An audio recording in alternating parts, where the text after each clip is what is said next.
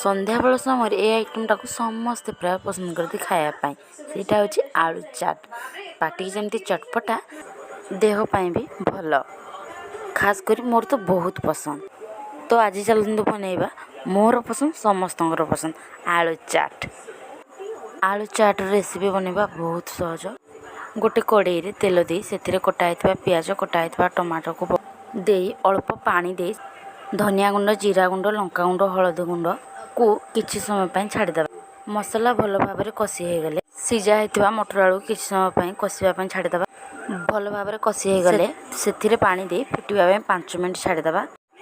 ଗୋଟେ ପ୍ଲେଟ୍ରେ ଆଳୁ ମଟରକୁ ଢାଳି ଚୁନ ଚୁନ କଟା ହେଇଥିବା ପିଆଜ, ଗାଜର, ବିଟ୍, କାକୁଡ଼ିକୁ ଦେଇ ସେଥିରେ ବିଟ ଲୁଣ ମାରି ସେଥିରେ ଟମାଟୋ ସସ୍, ଚିଲି ସସ୍ ଓ ଦହି ଖଟା ପାଣିକୁ ଦେଇ ପୁଳାଏ ସେଉ ନିମ୍ବୁକୁ ଦେଇ ଚାଟ୍ ସର୍ଭ କରିଦେବେ।